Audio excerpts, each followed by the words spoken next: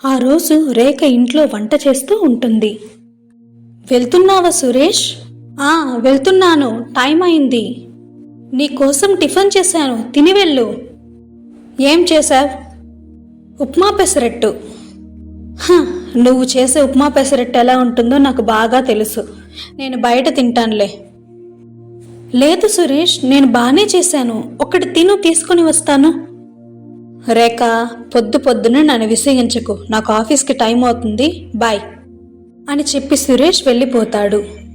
ఇంతలో రేఖ వాళ్ళ ఫ్రెండ్ సీత వాళ్ళ పాపని తీసుకుని అక్కడికి వస్తుంది. ఎన్నాళ్ళయింది సీత నిన్ను చూసి? అరే, పాప కూడా వచ్చిందే. మరి రేఖ, నాకు బయట బ్యాంక్లో కొంచెం పని ఉంది. పాపని తీసుకెళ్తే లేట్ అవుతుంది. కొంచెం పాపని నీ దగ్గర ఉంచుకుంటావా? నేను పని ముగించుకుని వచ్చి తీసుకుని వెళ్తాను. సరే సీత, నేను చూసుకుంటానులే, నువ్వు వెళ్ళు. అలా ఆ రోజంతా రేఖ పాపని బాగా ఆడిపిస్తుంది. సీత అక్కడికి వచ్చి పాపని తీసుకుని వెళ్లే ముందు, రేఖ, నువ్వు పిల్లల్ని బాగా చూసుకుంటున్నావు కదా, మరి నువ్వెందుకు ఇంకా పిల్లల్ని ప్లాన్ చేయడం లేదు? ఏం చేద్దాం సీత, మా ఆయన అప్పుడే పిల్లలు ఎందుకులే అని అంటున్నాడు. నాకు కూడా ఇంట్లో బోర్ కొడుతూనే ఉంటుంది. అబ్బా, అదేం కాదు రేఖ, టైంతో పాటు అన్నీ జరిగిపోతాయి అంతే. మీ ఆయన్ని ఒకసారి కనుక్కో అని చెప్పి సీత అక్కడి నుంచి వెళ్ళిపోతుంది. ఆ రోజు రాత్రి సురేష్ ఇంటికి రాగానే, సురేష్, నేను మీతో ఒక విషయం మాట్లాడాలి. అబ్బా, రాగానే చిరాకు తెప్పించకు రేఖ, వెళ్ళు, మళ్ళీ మాట్లాడదాంలే.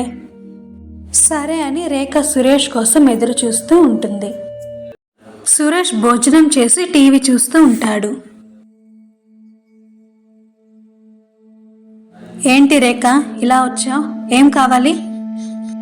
సురేష్, మన పెళ్ళయ్యే దాదాపు 1 ఏడాది అవుతుంది కదా, మనం కూడా పిల్లలు ప్లాన్ చేద్దామా? ఏంటి పిల్లలా? నీకు ముందు ఇంట్లో పని సరిగ్గా చేయడం రాదు, మళ్ళీ పిల్లల కంటే ఆ పిల్లల్ని చూసుకోగలవా? వెళ్ళు, దాని గురించి తర్వాత ఆలోచిద్దాంలే. ఆ మాటలకి రేఖ ఎంతో బాధపడుతుంది. మరుసటి రోజు రేఖ ఒక మంచి జీన్స్ ప్యాంట్ టీషర్ట్ వేసుకుని బయటికి వస్తుంది. సురేష్, నేను నా ఫ్రెండ్స్తో అలా బయటికి వెళ్ళి వస్తాను. ఏంటి బయటికా? అది కూడా ఈ డ్రెస్లో? నిన్ను నువ్వు అద్దంలో చూసుకున్నావా? ఈ డ్రెస్ తీసి చాలా రోజులైంది సురేష్.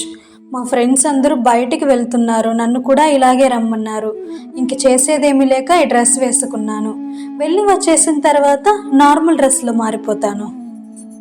ఏదో పెళ్ళైన కొత్తలో అడిగేమని తీసిచ్చాను, కానీ నువ్వు ఇలాంటి బట్టలు వేసుకోవడం నాకు అస్సలు నచ్చదు. సర్లే సురేష్, లేట్ అవుతుంది, నేను వెళ్ళొస్తాను. రేఖ, ఆగు. నువ్వు ఇలాంటి బట్టలతో బయటికి వెళ్ళడం నాకు ఇష్టం లేదు. అయినా ఏం ఫ్రెండ్స్ వాళ్ళు ఇలాంటి బట్టలు వేసుకొని బయటికి రమ్మన్నారా?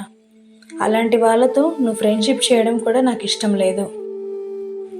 ముందు లోపలికి వెళ్ళు, లోపలికి వెళ్ళి డ్రెస్ చేంజ్ చేసుకో. ఈ సురేష్ ప్రవర్తనకి విసిగిపోయిన రేఖ ఒకరోజు వెళ్ళిపోతుంది.